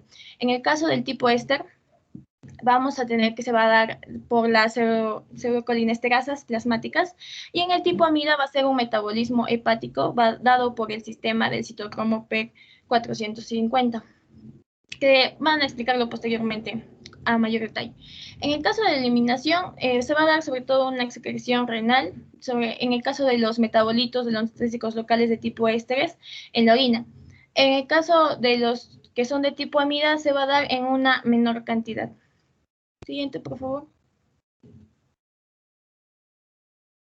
Bien, ahora para explicar lo que es el mecanismo de acción, es importante conocer lo que es la anatomía del canal de sodio dependiente de voltaje, que es sobre el cual va a actuar en sí el anestésico local. Bien, esta va a ser una glucoproteína de 316 kilodaltons que va a estar formada por una subunidad alfa grande que va a tener, como se puede observar en la imagen, 4 dominios, 1, 2, 3 y 4, y cada uno de estos van a tener 6 segmentos transmembrana de conformación helicoidal y un bucle de poros de membrana, como se puede ver en la imagen. También está formado por subunidades beta que van a regular el funcionamiento de lo que es el canal de sodio en sí. De esto es importante señalar asimismo que va a haber una transición de posiciones, tanto de reposo, una posición activa y una inactiva. Para este cambio de conformación, se va a dar debido a los movimientos de los detectores de carga, que va a ser por los potenciales de membrana, que va a recaer sobre el hélice transmembrana S4, que se puede observar en la imagen. Ahora, el receptor de los anestésicos locales va a estar de forma intracelular en el poro transmembrana del canal de sodio, que parte de su estructura va a estar proporcionada por aminoácidos de la hélice S6 de los dominios 1, 2 y 4. Siguiente, por favor. Entonces, ¿qué va a pasar? En sí, el lugar, el sitio de acción de los anestésicos locales va a ser la membrana celular. ¿Para qué? Para evitar la generación y la conducción de impulsos nerviosos. El anestésico local va a estar en su forma ionizada y luego va a pasar a su forma no ionizada para que pueda atravesar la membrana celular. Luego de esto va a cambiar a su forma ionizada para que pueda unirse de forma intracelular al poro transmembrana que les mencionaba anteriormente. Al unirse, en sí va a obstruir el poro y de esta forma va a disminuir ya la entrada de lo que es el ion sodio, que ya sabemos que está involucrado en la conducción en sí, en la generación y la conducción del impulso nervioso, y de esta forma se va a dar el bloqueo. Siguiente, por favor. Ahora van a haber factores que van a determinar esta acción, como lo que es la frecuencia y el voltaje, que vamos a tener en relación a la sensibilidad al anestésico local. Va a haber una mayor sensibilidad en un nervio estimulado que en un nervio en reposo. Así vamos a tener que una mayor frecuencia de estimulación y un potencial de membrana más positivo va a llevar a un mayor grado de bloqueo anestésico. Asimismo, la cantidad de fármaco disponible va a ser un factor crítico para que se produzca el bloqueo de la conducción nerviosa, ya que ya no se va a poder dar un bloqueo cuando cae la concentración del fármaco.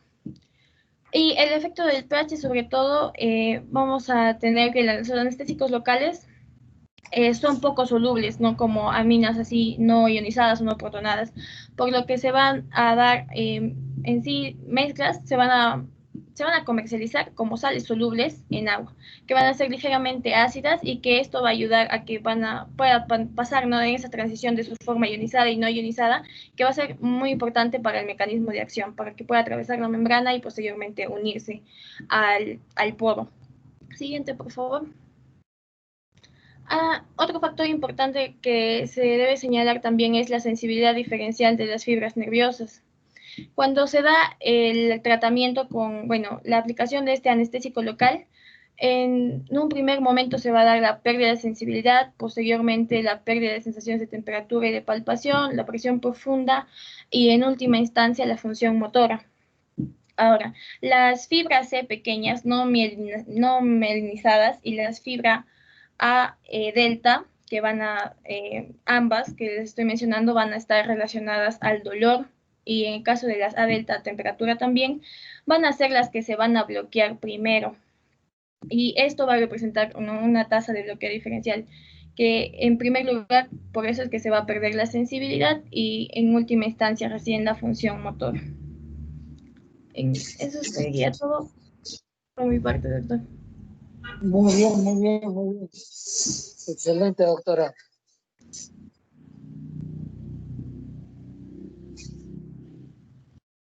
Ya, doctor. Buenas tardes. Yo voy a seguir con los efectos indeseados de los analgésicos locales. Y ya. Ahora hablaremos acerca de los efectos indeseados en el sistema nervioso central. Como se había dicho antes, después de la administración de un analgésico local, va a existir primeramente una estimulación del sistema nervioso central. Pues esta estimulación puede llevar, por ejemplo, a inquietud o a temblores, lo cuales luego pueden seguir evolucionando hasta llegar a convulsiones en el paciente. Cuando se llega a convulsiones, se trata de administrar benzodiazepinas por vía intravenosa para poder controlar las convulsiones. Pero después de la estimulación del sistema nervioso central, el paciente entra en un estado de depresión. En este estado, el paciente va a tener lo que es somnolencia, y también se ha visto que también lleva insuficiencia respiratoria. Esta insuficiencia respiratoria es grave porque es el más mortal y es el que causa las muertes. Como por ejemplo, voy a poner un caso aparte, es lo que sucede con la lidocaína, que en lugar de causar depresión, al final lo que llega a causar es más que nada un estado de disforia o euforia, conlleva lo que son los espasmos musculares. Ya. Ahora hablaré acerca del sistema cardíaco. Después de la administración, lo que serían los analgésicos locales llegan a interactuar con el miocardio. Lo que sucede en el miocardio es que van a provocar una disminución de excitabilidad eléctrica y una disminución en la fuerza de contracción y también en la tasa de conducción. También se ha visto que hay una dilatación arteriolar y también en el menor porcentaje de los casos se ha visto que lleva a un colapso cardiovascular y esto va a llevar a la muerte. También se puede agregar que hay taquicardia y fibrilación ventricular, pero son poco frecuentes. Y todo esto se ha visto que han sido agravados cuando se administra junto con epinefrina. Y la mayoría de estas manifestaciones se dan después de las manifestaciones del sistema nervioso central. Ahora, en el músculo liso. En el músculo liso, cuando se da en dosis bajas, va a ocasionar la contracción, tanto una contracción vascular o una contracción bronquial. Esta contracción bronquial puede terminar en un episodio parecido al asma. Muy bien. Luego acá, en el intestino, sucede que después de la aplicación anestésica va a haber una disminución en la contractibilidad. Luego, también a nivel general va a haber un aumento en el tono de reposo muscular y se va a ver que hay una disminución de contractibilidad en el músculo uterino.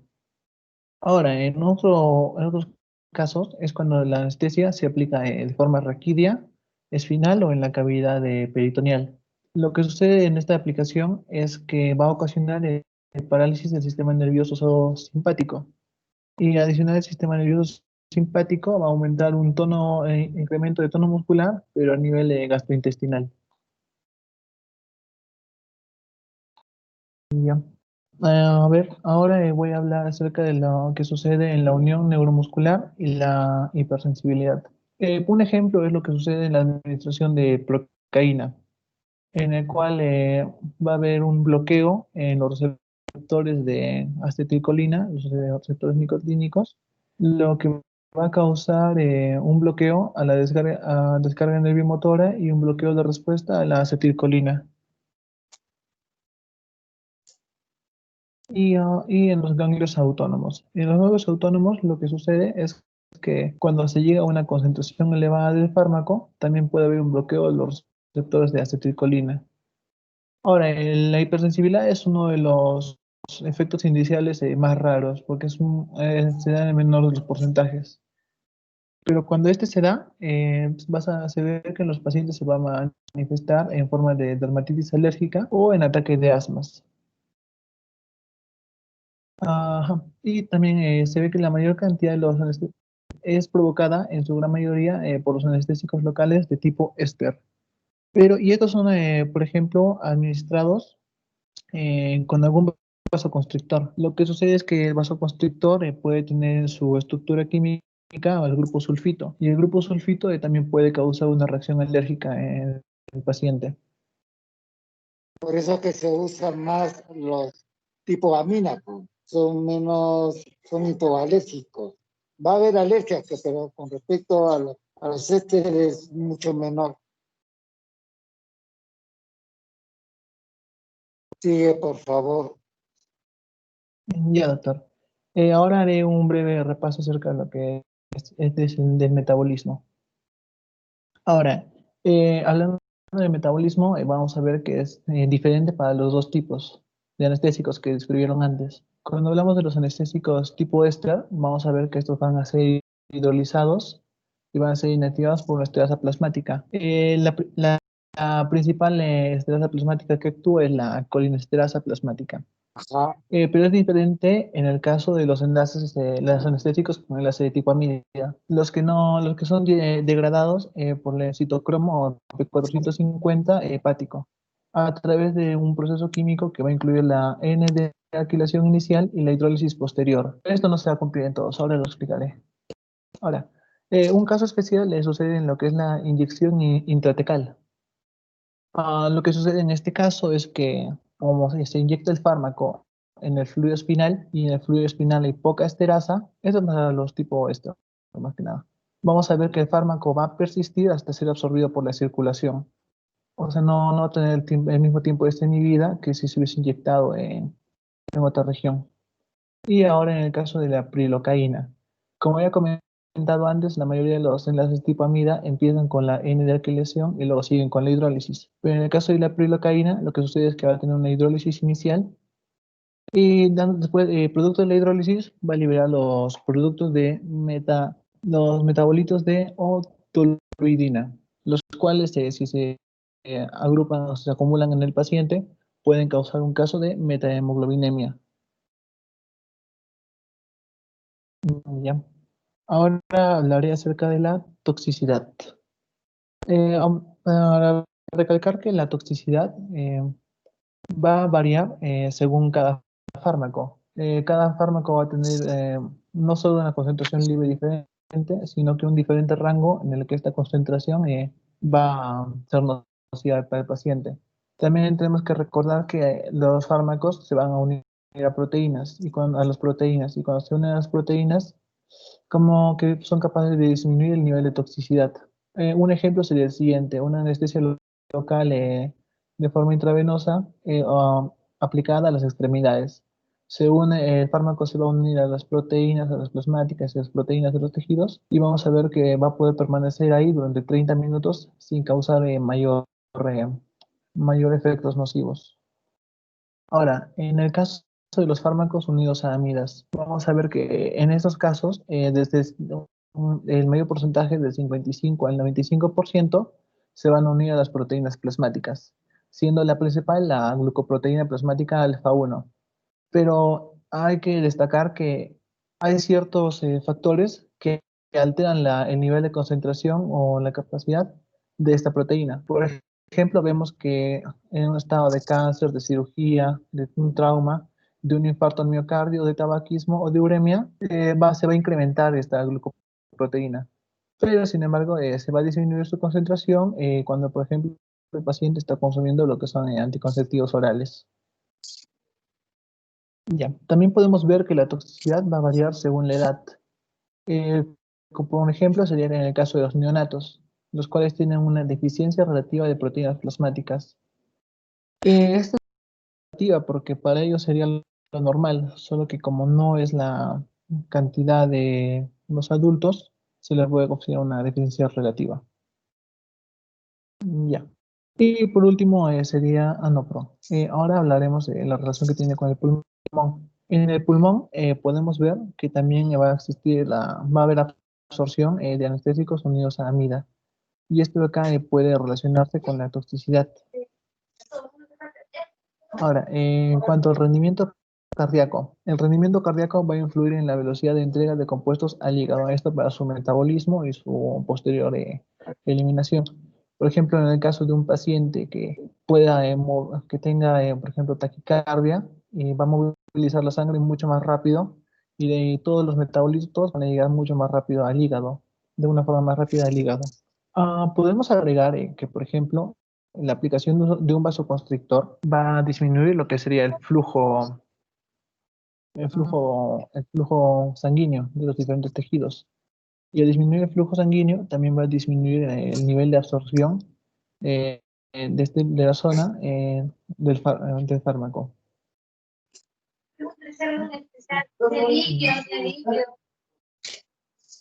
Ahora explicaré acerca de los principales anestésicos locales y algunos agentes afines. Empezaremos con la cocaína. La cocaína es un éster de ácido benzoico y metilengonina. Ahora, ¿qué sucede con la cocaína? La cocaína, al igual que los demás, va a servir para bloquear los impulsos nerviosos. Ahora, una de las acciones que tiene la cocaína es la inhibición del transportador de norepinefrina. Pero ¿qué sucede al inhibir este transportador? Pues va a conllevar a una vasoconstricción secundaria. Ahora, ¿cuándo se da el caso de toxicidad por cocaína? Cuando se da es cuando, por ejemplo, había una sobredosis, y lo que va a llevar es que disminuya drásticamente la captación de catecolaminas tanto por el sistema nervioso periférico y el sistema nervioso central. Eso más que nada por bloquear también los receptores.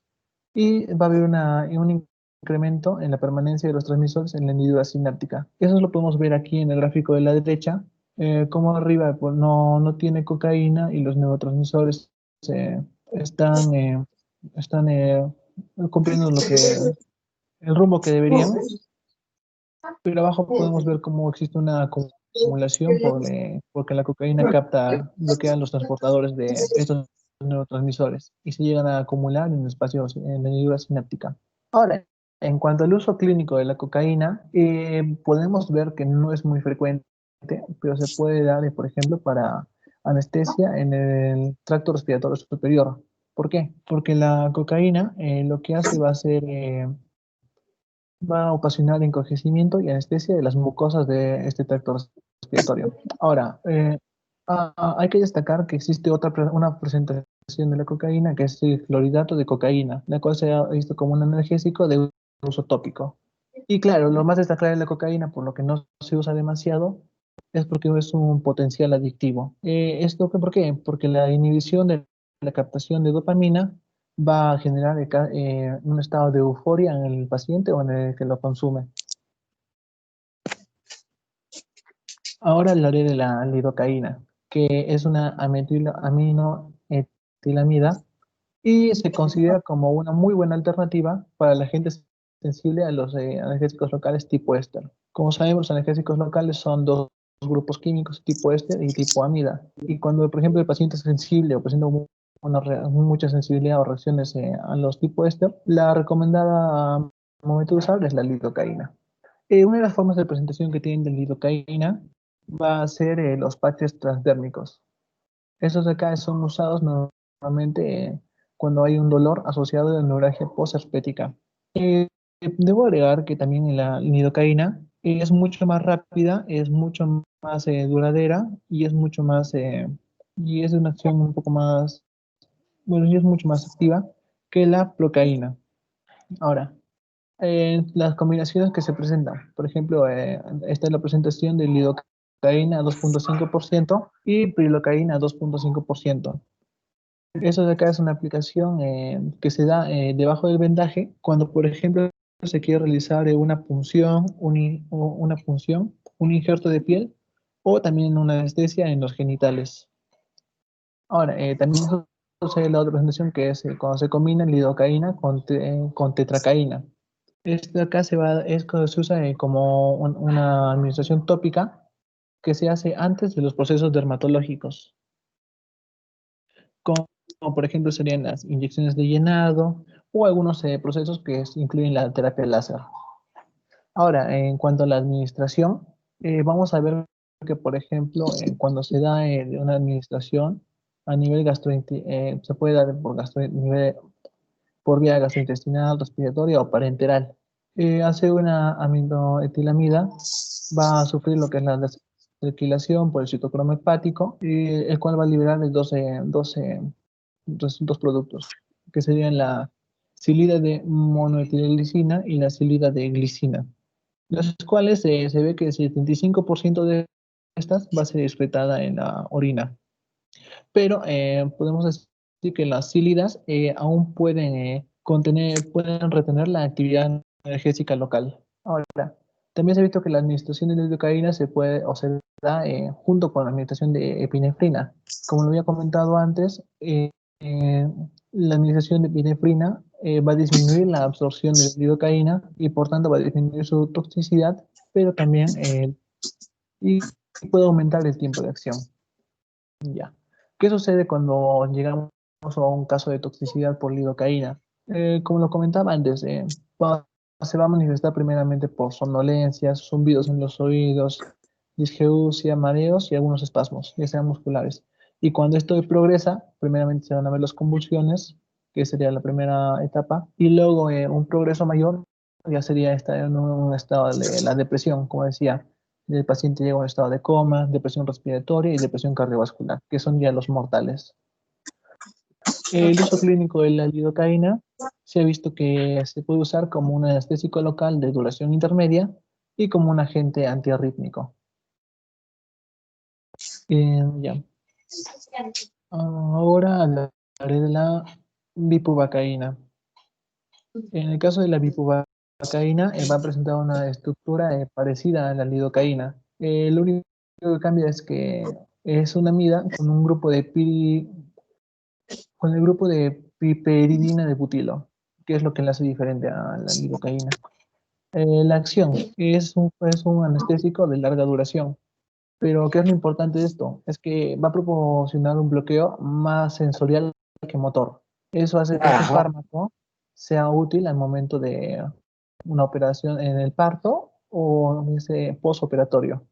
Ahora, Ahora, al momento de la administración, cuando este fármaco es administrado, se ve que es de absorción lenta. Al igual que los demás, es metabolizado por el citocromo hepático y va a dar como resultado la pipeclexilidina, la cual luego va a ser glucuronidada y posteriormente excretada. Ahora, cuando se llega a cuando la concentración llega a ser suficientemente alta como para causar su toxicidad, se ha visto que la toxicidad mayormente se va a dar a nivel cardíaco. Esto, ¿qué conlleva? Esto es más que nada originada, por ejemplo, en una administración intravenosa inadvertida y rápida, elevando rápidamente la concentración del fármaco. En el sistema cardíaco va a provocar arritmia ventricular izquierda, depresión del miocardio, y como habíamos dicho, también se ve que la bupivacaína va a tener una disociación más lenta que la lidocaína, o sea, se va a acumular y puede, como se acumula, va a ocasionar un bloqueo acumulativo. Ahora, en estos casos de toxicidad cardíaca, pueden ser agravados por acidosis, por hipercapnia y por hipoxia. Ya. Esos tres serían los principales y los dos últimos también se encuentran en el petitorio. Pero también voy a hablar acerca de otras presentaciones de algunos otros analgésicos que, por ejemplo, el primer grupo son los que son apropiados para la inyección. Estos son apropiados para la inyección porque no resultan ser tan irritantes como el resto de los que voy a describir y por eso pueden inyectarse en el paciente. Uno de ellos sería, por ejemplo, la articaína. La articaína es igual un anestésico de amida, va a tener un inicio rápido y una duración de aproximadamente 1 hora. Este junto con otro es uno de los preferidos al momento de realizar procedimientos dentales o periodontales. Otro sería la fluoroprocaína. Lo que sucede con la fluoroprocaína es que va a tener un inicio rápido, va a ser de corta duración, se ve que tiene una baja toxicidad. Pero ¿qué sucede? Esta toxicidad se va aumentada o es más destacada en pH bajo. Eh, Como por ejemplo, como lo comentaba antes, como sucede en el fluido espinal. Es por eso que no es recomendable su administración de forma intrarraquídea o epidural. Ahora, el siguiente fármaco sería la mepivacaína, que es una aminoamida de acción intermedia que va a ser similar a la lidocaína, pero que va, igual que los demás, va a ser tóxico en pHs bajos. Este principalmente se ha visto en casos de toxicidad en neonatos. Y también se ve que en el caso de los neonatos es ineficaz como un anestesio tópico. El siguiente sería la prilocaína. Va a ser similar a la lidocaína, pero este va a causar vasodilatación. Perdón, claro, y como causa vasodilatación, ya no es necesario el uso de un vasoconstrictor como hacíamos anteriormente.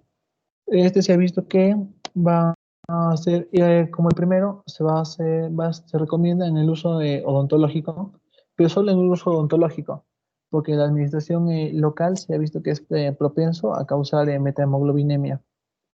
Ahora, el otro caso es el caso de la procaína. Más que nada, no había mucha descripción de este fármaco, solo que su presentación usual es en fórmulas de penicilina intramuscular. Luego la ropivacaína, que se va a ver que es... Esto surge en la búsqueda de una respuesta de la bupivacaína que no cause tanta toxicidad cardíaca. Entonces es por eso que se utilizó un antiómero, el antiómero S, que causaba menos toxicidad, pero también era menos potente que la bupivacaína. Es por eso también se ha visto que se puede utilizar en anestesia epidural y anestesia regional. Ahora, el último sería la tetracaína, que es un aminoácido de acción prolongada.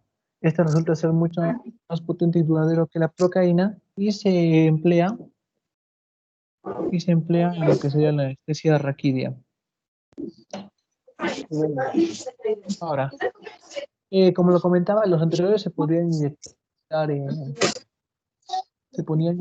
directamente porque no resultaban tan irritantes. Ahora hablemos de los que son apropiados para la mucosa y para la piel.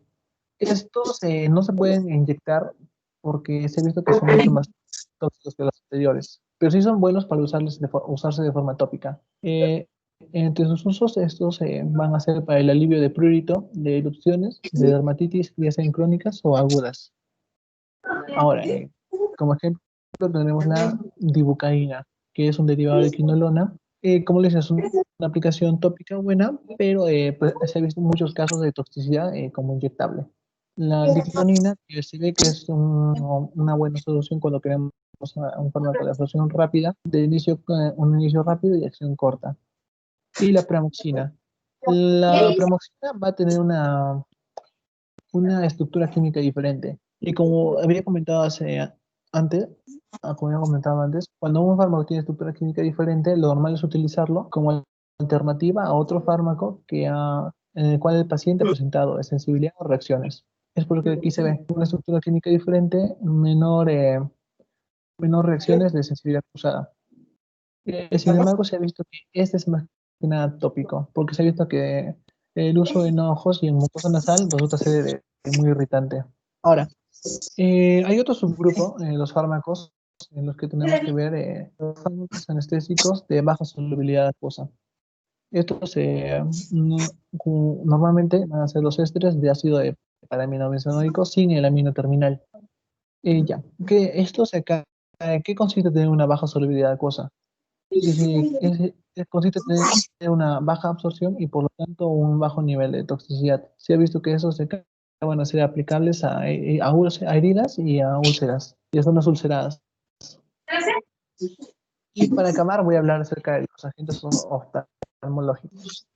Esos agentes oftalmológicos, como se va a ver, son de aplicación tópica y tienen que ser menos irritantes que los anteriores.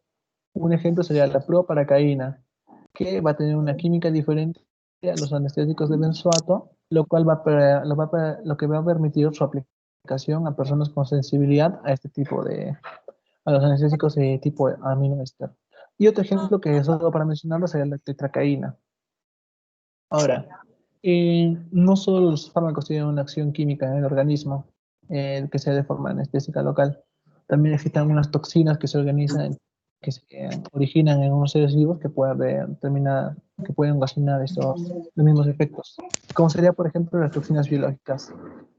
Las principales, las más comunes van a ser la tetrodotoxina y la saxitoxina. La tetrodotoxina va a provenir de las gónadas y tejidos viscerales de los peces tetraodontiformes. Entre estos peces podemos recordar al conocido como el pez globo, aquel que si no se preparaba correctamente podría causar la muerte del cliente que lo degustase. Ahora, el otro caso es en el caso de la saxitoxina. Esta se va a originar por unos dos dinoflagelados en especial, el Goyandulax catela y el Goyandulax tamarensis, los cuales van a llegar a ser tóxicos a los seres humanos porque estos van a ser digeridos y retenidos por las almejas y mariscos, los cuales nosotros consumimos. Y es por eso que es así como se llega a la toxicidad de nosotros. Pero también podemos mencionar que estos dinoflagelados, en ciertas temporadas del año, existe una propagación, un crecimiento de su población. En su crecimiento de su población se ha visto más que nada en los casos de las llamadas mareas rojas, en los cuales estos se acumulan y tienen el agua con un color rojizo.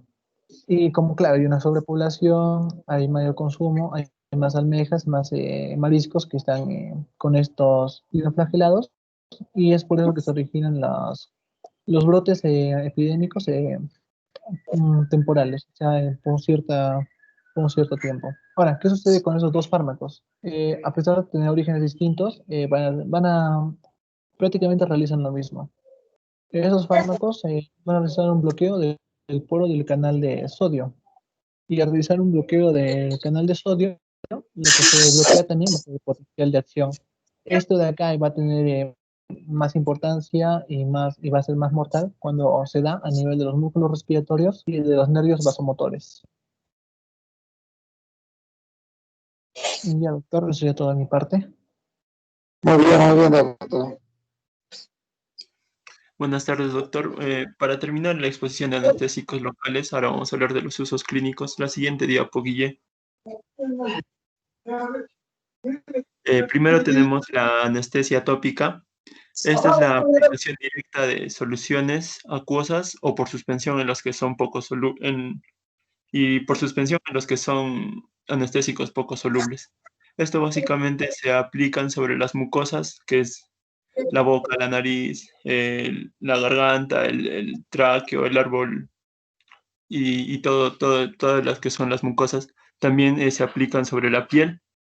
Los anestésicos que se van a usar son la cocaína, la lidocaína y la tetracaína, básicamente. A veces se le agrega fenilefrina para que produzca una vasoconstricción y pueda reforzar estos efectos. El tiempo de acción de la cocaína y la lidocaína para que empiecen a hacer efecto es de 2 a 5 minutos y te puede durar de 30 a 45 minutos. Y la tetracaína, su tiempo para que actúe es de 3 a 8 minutos y puede durar entre 30 y 60 minutos. Ahora también existen las mezclas, esto con el fin de disminuir el punto de fusión. Se aplican sobre las estructuras cutáneas y subcutáneas superficiales. Como ya lo mencionaba mi compañero Guillermo, esta anestesia tópica básicamente es para venopunción o injertos de piel. La siguiente diapositiva.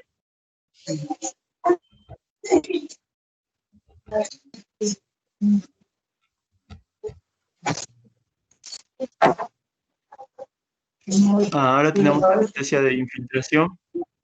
Esta consiste en la inyección directamente sobre un tejido sin tener en cuenta el curso de los nervios. Más adelante vamos a ver otro tipo de anestesia donde sí se tiene en cuenta el curso de los nervios cutáneos.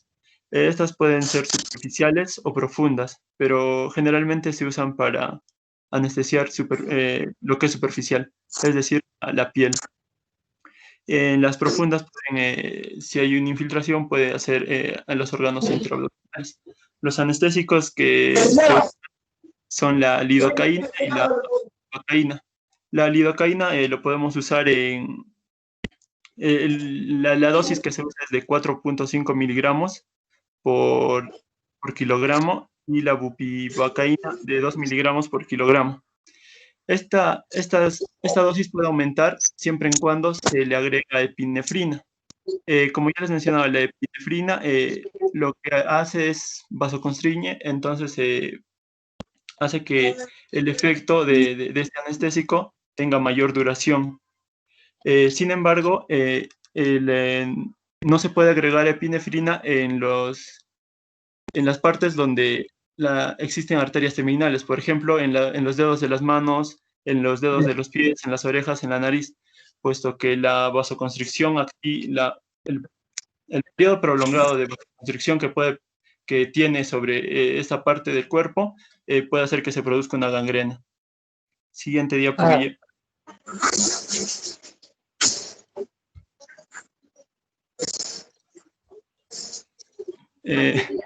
Ahora tenemos la anestesia de bloqueo de campo. Esta es una inyección subcutánea de una solución para anestesiar una región distal a la inyección en la cual se está realizando. Aquí sí vamos a tener en consideración el curso de los nervios superficiales. La ventaja que nos muestra este tipo de anestesia es que a menores cantidades de anestésico, para que tengamos una mayor área de acción. Las dosis que se van a usar son similares a los que ya se mencionó en la anestesia de infiltración. Esto es aplicable para el cuero cabelludo, para la pared abdominal anterior, para extremidades inferiores y superiores. Siguiente diapositiva.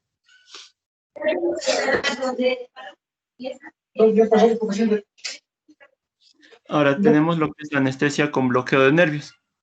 Esta también es una inyección alrededor de los nervios. El libro menciona que es en o alrededor de los nervios, pero recalca que no se debe hacer, nunca debes hacer una inyección directamente sobre el nervio, sino lo más cercano posible. Esto debido a que si lo haces en el nervio, vas a producir un daño al nervio y va a ser muy doloroso para el paciente. como les decía, se hace una inyección cerca a los nervios periféricos o a los plexos nerviosos, como pueden ser el plexo braquial para una cirugía de miembro superior, el plexo cervical para lo que es cirugías de cuello, los nervios intercostales para tener los músculos del tórax relajados, el nervio ciático y femoral para extremidades inferiores. Los anestésicos que se van a usar son la procaína, que es de una acción bastante corta, que es de 20 a 45 minutos. Luego tenemos, si quieres un periodo más prolongado de anestesia, tenemos la lidocaína y mevipacaína de 60 a 120 minutos de duración. Y si quieres aún mayor duración, la tetracaína y bupivacaína de 400 a 450 minutos, más o menos. Siguiente.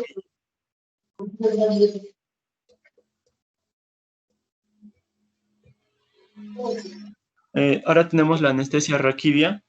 La anestesia raquídea lo que hace es un bloqueo al sistema nervioso simpático. Este es una inyección también que se aplica en el líquido cefalorraquídeo del espacio lumbar. Se hace la aplicación entre la segunda y la tercera vértebra lumbar. El beneficio, entre los beneficios que tiene, es que puede producir inhibe la peristalsis. Por ejemplo, esta anestesia raquídea se usa para cirugías de abdomen, de esas cirugías que se le dice común y corriente de para abajo. También va a depender los factores farmacológicos son la cantidad, el volumen y la varicidad. Estos van a hacer qué tan eficiente va a ser la anestesia. La velocidad de inyección y la posición del paciente también pueden afectar la altura del bloqueo. Entre los anestésicos que tenemos está la lidocaína, que es de periodos cortos, la bupivacaína, que es de periodos intermedios, y la tetracaína para periodos más largos. Las complicaciones que puede tener son al momento de hacer la punción, podemos introducir sustancias extrañas o a veces empieza a salir sangre por donde has hecho la punción. Eso quiere decir que has hecho una mala punción. Y eso puede producir infecciones o producir un hematoma. Además, es tener en consideración las concentraciones que le vas a aplicar, porque en concentraciones elevadas podemos producir un bloqueo irreversible. Asimismo, también puede producir una cefalea postural. Siguiente diapositiva. Y por último tenemos la anestesia epidural. También una inyección del anestésico. Sin embargo, se va a realizar en el espacio epidural. Este tipo de anestesias es muy conocido, ya que como se introduce la aguja solamente hasta el espacio epidural, como podemos ver en el gráfico, entonces permite insertar un catéter por el cual se puede seguir aplicando más anestesia. Esto es básicamente para controlar el dolor después de cirugías.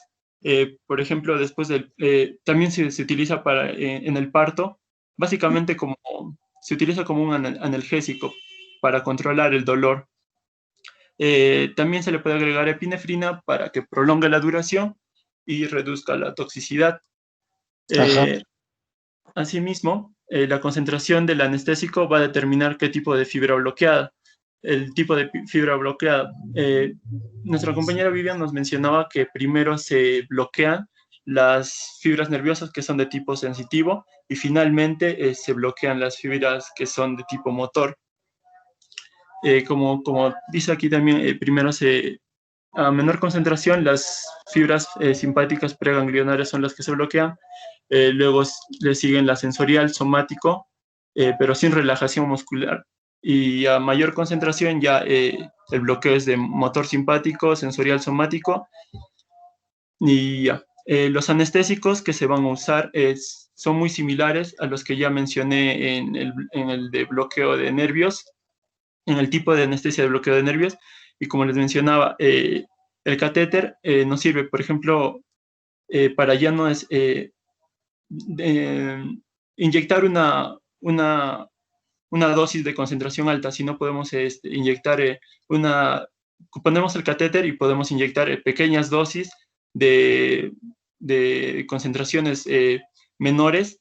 Entonces, así reducimos la toxicidad también que se le puede dar al paciente, y podemos tener un mejor manejo de la anestesia, ¿no? Ya que tenemos una vía por la cual podemos inyectar más anestesia si se requiere.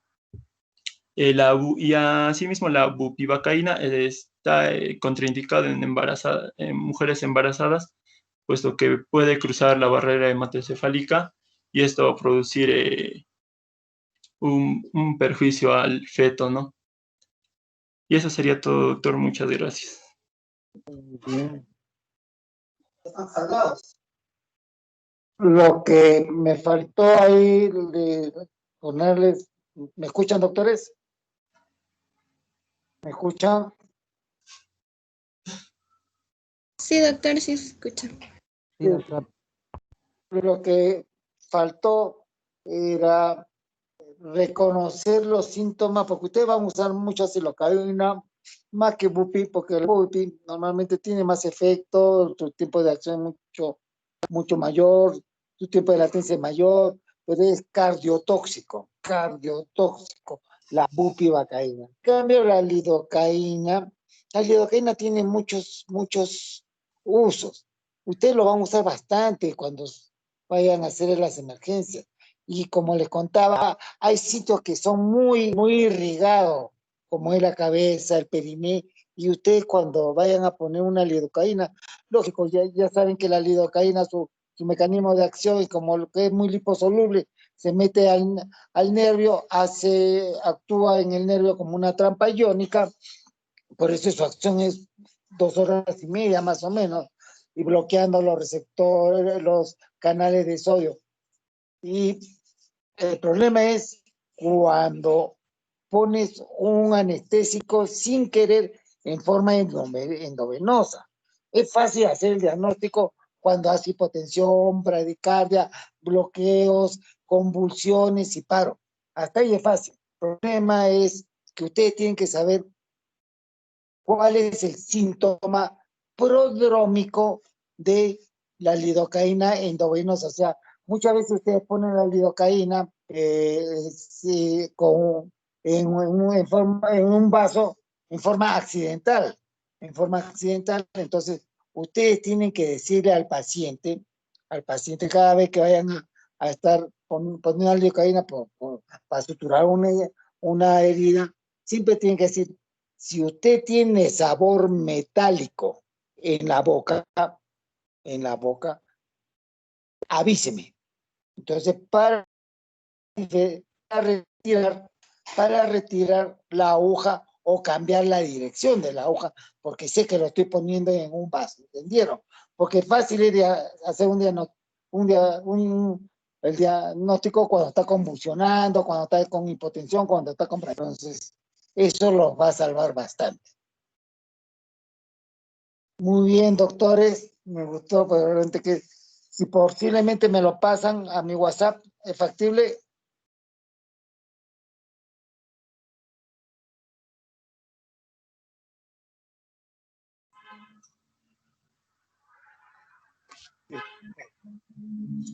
Hola. Sí, doctor, no hay ningún problema, se lo enviamos a su WhatsApp.